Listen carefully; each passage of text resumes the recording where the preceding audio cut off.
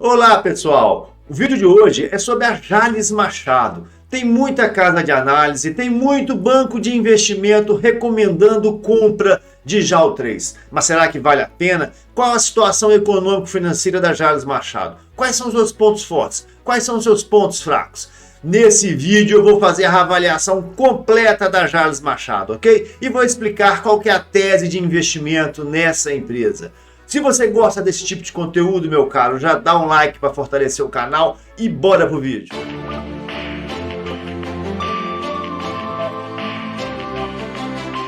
Esse aqui, pessoal, é um quadro que eu fiz com a recomendação de compra de algumas instituições, de algumas casas de análise, beleza? O Banco do Brasil está recomendando compra com preço-alvo de 11,50. O Banco Bradesco está recomendando compra, ok? O Citibank está recomendando compra, a XP está recomendando compra, a UBS está recomendando compra. Então existem vários analistas no Brasil, todos eles recomendando compra da Jales Machado. É por isso que eu resolvi estudar mais um pouquinho, beleza? Meus amigos, vamos fazer aqui uma avaliação rápida da Jales Machado, ok? Eu utilizo a análise dinâmica de balanços e para isso eu peguei os balanços da empresa de 2020 até o primeiro trimestre de 2025, fiz uma reclassificação e consegui aferir aqui a estrutura financeira da companhia.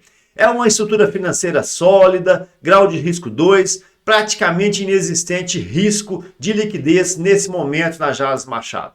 Ela possui um capital de giro grande, estimado em 1,6 bilhão de reais, e uma necessidade de capital de giro de praticamente a metade, tá? Algo em torno de 800 milhões de reais. Então, pessoal, o capital de giro dela é suficiente para financiar a necessidade de capital de giro de mais ou menos 800 milhões, e ainda sobra mais ou menos outros 800 milhões de reais no saldo de tesouraria, tá? É uma empresa que nunca teve tanto caixa em bancos, né? Nunca teve tanto dinheiro na tesouraria. Atualmente, né, aqui 776, praticamente 800 milhões de reais. Eu peguei esses indicadores e coloquei no gráfico, pessoal. E esse é o gráfico, pessoal, onde a linha azul é o capital de giro, tá? Onde está o meu mouse aqui. E o capital de giro próprio, ele é bem elevado e ele é mais do que suficiente para financiar a necessidade de capital de giro, que ela é representada pela linha vermelha, e sobra dinheiro de forma relevante, que é a linha amarela do saldo de tesouraria, ok? Então, quando eu vejo essa representação gráfica, eu vejo uma empresa interessante sob o ponto de vista econômico-financeiro, sem nenhum risco de liquidez no curto prazo. Quando nós observamos o saldo de tesouraria, pessoal, nós percebemos que ele sempre foi robusto, sempre foi positivo, e isso é muito bom. Isso significa, pessoal, que o caixa e as aplicações financeiras sempre tiveram valores superiores, né, aos empréstimos e financiamentos de curto prazo, beleza? Agora, em junho de 2025, né, a empresa até tem empréstimos de curto prazo, né, estimados em 730 milhões de reais, mas o que ela tem de caixa e aplicações financeiras é um valor muito maior, né? Então, pessoal, essa liquidez que a empresa tem no curto prazo, ela vem do longo prazo, beleza? Ela vem das contas estratégicas do capital de giro, ou ela vem também, ela pode vir também das contas operacionais da necessidade do capital de giro. Essa é a necessidade de capital de giro e a primeira coisa que eu faço é comparar o crescimento da receita, tá, pessoal, aqui no mouse, com o crescimento da necessidade do capital de giro. E no caso, pessoal, se nós analisarmos o comportamento dessas duas variáveis entre o ano de 2020 e o ano de 2025, ok? Nós vamos perceber que a receita cresceu em 160% e a necessidade de capital de giro cresceu em 180%. Então a necessidade de capital de giro cresceu mais do que a receita, né? E eu sei por quê, beleza? E o motivo está aqui na linha colorida de verde, né? São os estoques, basicamente. Tanto o estoque de produto acabado, quanto os ativos biológicos. Na verdade, pessoal, ativo biológico é tudo que é vivo, né? Pode ser animal, mas no caso da Jales Machado, é a cana que está plantada, tá? Na verdade, vamos dizer assim, isso aqui seria os estoques em elaboração, né? Os estoques em fabricação. Nesse caso, pessoal, a gente percebe que os estoques prontos, né, aumentaram em 4 dias apenas, mas os ativos biológicos, né, que é a cana que está no canavial, ele aumentou em mais de 11 dias, né, não, muito mais, 77 para 96, praticamente 20 dias, 19 dias para ser exatos, né? Então, a Jales Machado, ela é uma empresa que hoje está mais estocada, quer seja em estoques prontos, quer seja em ativos biológicos, né? O estoque que está no canavial, né? Beleza? Já o capital de giro, pessoal, quando a gente abre, né, a primeira coisa que a gente percebe aqui no mouse é que a empresa tem um capital de giro de 1,6 bilhão de reais e nunca teve um capital de giro tão forte, né? Tá batendo recorde, né? Quando a gente olha analiticamente a composição da conta, chama atenção a conta de imobilizado, na qual durante os anos de 20 a 25, a empresa imobilizou aqui praticamente 3 bilhões de reais, tá? E esse investimento todo em imobilizado que a empresa fez, ele foi financiado sim, né, por empréstimos e financiamento, que durante esse período, né, a conta aumentou em 2,3, né? Então, ou seja, ela investiu 3, mas ela pegou 2,3 bilhões de dinheiro emprestado, então aqui os outros 700 milhões de reais ela conseguiu através da sua operação, de forma endógena, né? Através da melhora da conta de reservas de lucro, né? Que durante esse período aumentou em 870 milhões de reais, e também no incremento do capital social, beleza? Então é uma empresa que sim aumentou o seu capital de giro próprio, né? De forma muito forte durante esses anos, mais de 3 bilhões de reais, né? E esse financiamento ele aconteceu tanto com empréstimos de longo prazo, quanto de forma endógena através da acumulação dos lucros. Então é uma empresa, sob esse aspecto, ok, beleza? Em relação ao endividamento, pessoal, nós temos que responder a seguinte pergunta. A Jalles Machado é uma empresa endividada? E sim, pessoal, ela é uma empresa endividada. Quando nós analisamos somente esse indicador aqui, ó, dívida líquida dividido pelo EBIT, né? Nós vamos perceber que no último trimestre do ano de 2025, a empresa teve um indicador de 7. Isso significa que a empresa precisa de 7 anos para pegar 100% do seu EBIT, né, para conseguir quitar a sua dívida líquida. Então, sim, pessoal, ela é uma empresa endividada, mas ela é uma empresa cíclica. Então, do mesmo jeito que ela perdeu qualidade nesse indicador, de 23 para 24, o indicador aqui era 2,4, passou para 7,9, né? Isso em virtude do preço das commodities, do preço do etanol e do preço do açúcar. Do mesmo jeito que a situação deteriorou de um ano para o outro, pode melhorar. Basta que o preço do açúcar e o preço do etanol melhorem, e aí de uma forma imediata o EBIT vai melhorar, e a empresa deixaria de ser considerada como endividada. Então, em empresas cíclicas, nós temos que tomar bastante cuidado ao responder essa pergunta, né? A Jalles Machado, sim, ela hoje é uma empresa endividada, mas ela é uma empresa cíclica. Do mesmo jeito que hoje a gente fala que ela é endividada, no ano que vem, se o EBIT, por exemplo, melhorar, nós podemos falar que não, ela não é endividada. É uma empresa muito sensível ao comportamento das commodities, que impacta na geração do EBIT, beleza? Aqui nós temos os indicadores de performance, né, que eu retiro da DRE. O faturamento da empresa a gente já analisou, é uma empresa que está crescendo bem o faturamento, né?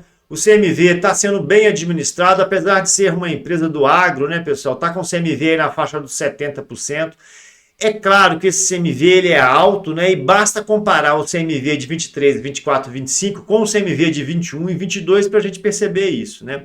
Nos anos de 21 e 22, o CMV estava aqui na faixa dos 46%. Nos anos 23, 24 e 25, o CMV está na faixa dos 70%, né? Então, logo de cara, a gente percebe o quê? Uma empresa que está com os preços bem retraídos, né? Ela pode estar até aumentando o seu faturamento, mas esse aumento de faturamento, ele provavelmente ocorreu em virtude dos quantitativos, né? Porque o preço unitário está achatado e o próprio CMV denuncia isso, tá? Os anos de 21 e 22, pessoal, a empresa teve um EBIT sensacional, aí na faixa dos 50%. Até mesmo 2023, o EBIT aí bateu praticamente 57%. Mas 24, 25, né, são anos de EBIT mais baixo, na faixa dos 20%. Primeiro trimestre de 2025 chegou a ter até um EBIT negativo, tá? É uma empresa, pessoal, que quando o mercado vai bem, ela entrega muito resultado, tá? Ela consegue entregar resultados acima de 30% em relação ao lucro líquido, tá? Mas quando o preço da commodity vai mal, realmente ela dá prejuízo, o que aconteceu em 2024 e o que também está acontecendo em 2025, beleza? Então aqui é uma empresa que a gente já percebe que é uma empresa cíclica, né? Se eu nem soubesse que empresa que era essa, né? Só de eu olhar o comportamento do CMV aqui, a gente já daria para entender que é uma empresa cíclica, né? Está sofrendo com o preço das commodities nos últimos 2, 3 anos, beleza? Meus amigos, a Jalles Machado é uma empresa muito forte sob o ponto de vista operacional. E eu listei aqui alguns itens que é importante você ter ciência, beleza? Vamos lá. É uma empresa que tem um custo operacional muito baixo. E isso é decorrente de uma série de fatores. Eu vou citar alguns. Em primeiro lugar, pessoal, ela não possui todas as terras, né? Ela tem que arrendar terras para implementar os seus canaviais e o custo de arrendamento dessas terras é muito baixo. E isso impacta no custo do produto produzido, né? Beleza? É uma empresa que tem aumentado a escala ano após ano e isso faz com que o custo fixo seja constantemente diluído. E isso aqui, cara, é uma coisa muito importante. A Jalles Machado possui cana própria. Ela não compra cana de terceiros para produzir o seu álcool, para produzir o seu açúcar. Isso é muito bom, pois reduz o custo e aumenta a qualidade. A idade média do canavial da Jalles Machado é baixa, né? A diversidade varietal é alta, então ela tem a cana certa para cada tipo de solo. Isso maximiza a produtividade, né? Além disso, os seus canaviais são irrigados. Isso traz mais produtividade, ok? Um ponto que é muito interessante também é os baixos custos logísticos. Geralmente, pessoal, os canaviais da Jalles Machado estão situados bem próximos às usinas, né? Então isso diminui custo logístico e isso aumenta a qualidade da cana, tá? Isso tudo faz com que a cana, né, a produtividade da Jalles Machado seja, em média, 20% superior à produtividade do mercado. 20%, pessoal, é muita coisa. Ela é 20% mais produtiva do que os seus concorrentes, ok? Além disso, ela tem um portfólio abrangente. Produz cana, etanol, produz energia, ela produz açúcar orgânico, que tem um plus aqui, né, em relação ao açúcar bruto. Esse produto ele é muito exportado para os Estados Unidos, produz também saneantes e leveduras. Meus amigos, em relação aos aspectos econômico-financeiros, nós vimos que a Jalles Machado é uma empresa interessante. Ela tem uma estrutura financeira sólida, né? Grau de risco 2, praticamente inexistente. Tem uma estrutura de capital de giro forte. Ao longo desses últimos anos, cresceu o seu capital de giro, conseguiu investir em novas plantas, né? Ela captou dinheiro de terceiro, não teve dificuldade, ela faz uma boa gestão, ok? Eu cheguei à conclusão que ela é uma empresa hoje endividada, mas muito em virtude do ciclo, né? Da característica cíclica do seu setor. Açúcar e álcool são produtos cíclicos, né, pessoal? Então vai ter altos e baixos, né? E é por isso, pessoal, que pelos idos de 2021, 2022, 2023, era uma empresa que gerava um EBIT muito alto, na faixa aí dos 60%, entre 50% e 60%.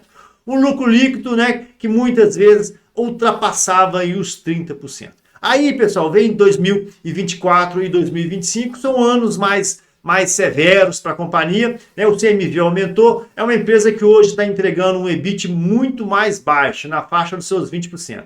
Então, pelos idos de 21, 22 e 23, ela entregava aí 60% de EBIT, 24, 25, ela está entregando aí EBIT na faixa de 20%. Né? E aí é claro que o lucro líquido despencou, é uma empresa que no ciclo bom, no momento bom da commodity, ela pode te deixar, né, um lucro líquido na faixa dos 30%, agora, na baixa do ciclo, ela realmente está penando. Né? O ano 2024 o resultado foi pífio, agora em 2025 né, chegou a dar prejuízo, e se a gente for considerar 2026, né, porque a Jalles Machado ela já está no ano de 2026. Né? Existe um descompasso aí, temporal em relação às empresas tradicionais. Né? A contabilidade dela ela obedece o ciclo da cana. Né? Então, por isso que é de março a março, não de janeiro a dezembro. Né? Então, agora em 2026, ela vai entregar menos resultados. Sim, ela está entregando até um resultado negativo, mas isso é em virtude da característica cíclica da empresa. Né?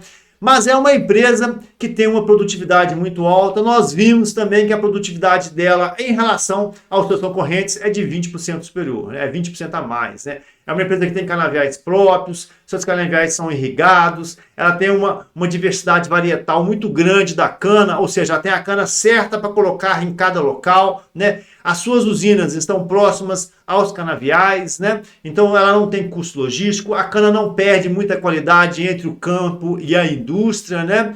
Além disso, é uma empresa que tem uma diversificação muito grande. Sob o ponto de vista operacional, é uma empresa ok. Sob o ponto de vista econômico-financeiro, ela é uma empresa ok. A questão da Jalles Machado é o mercado, é uma empresa cíclica. Vai ter momentos bons, vai ter momentos ruins. Mas a pergunta que fica é a seguinte, né? Vale a pena ou não investir em Jalles Machado? Essa turma que está aí recomendando compra de Jalles Machado, essa turma está correta?